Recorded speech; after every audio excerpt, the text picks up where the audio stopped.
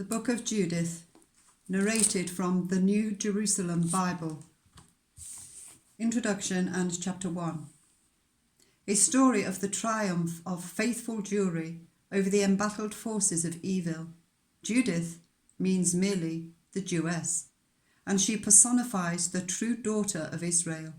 It is remarkable that both here and in Esther, the Jewish nation is saved by a woman.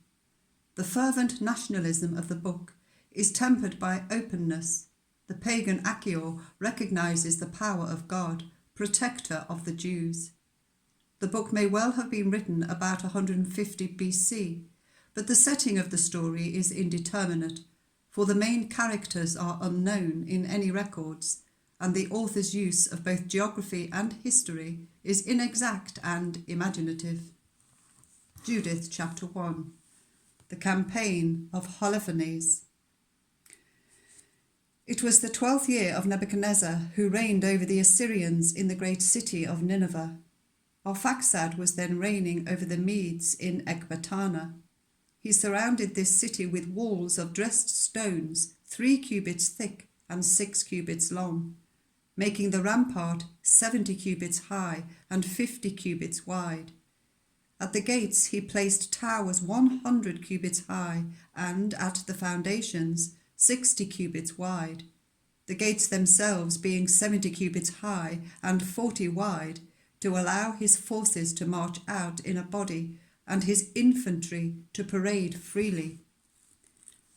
About this time, King Nebuchadnezzar gave battle to King Arphaxad in the great plain lying in the territory of Regay. Supporting him were all the peoples from the highlands, all from the Euphrates and Tigris and Hydaspes, and those from the plains who were subject to Arioch, king of the Elimaeans. Thus many nations had mustered to take part in the battle of the Chaldeites.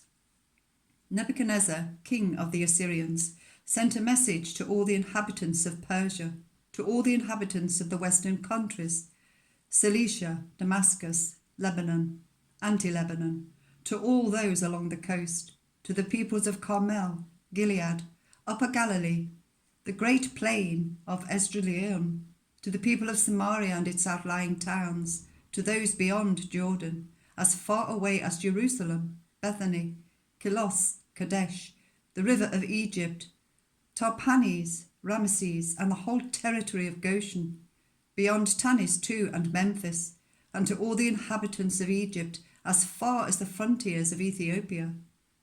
But the inhabitants of these countries ignored the summons of Nebuchadnezzar, king of the Assyrians, and did not rally to him to make war.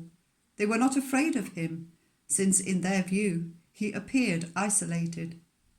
Hence they sent his ambassadors back with nothing achieved and in disgrace. Nebuchadnezzar was furious with all these countries. He swore by his throne and kingdom to take revenge on all the territories of Cilicia, Damascus and Syria, of the Moabites and of the Ammonites, of Judea and Egypt, as far as the limits of the 2 seas, and to ravage them with the sword. In the 17th year he gave battle with his whole army to King Arphaxad, and in this battle defeated him. He routed Arphaxad's entire army and all his cavalry and chariots. He occupied his towns and advanced on Ecbatana. He seized its towers and plundered its marketplaces, reducing its former magnificence to a mockery. He later captured Arphaxad in the mountains of Regay and, thrusting him through with his spears, destroyed him once and for all.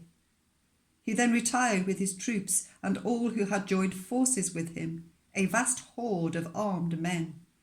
Then he and his army gave themselves up to carefree feasting for 120 days.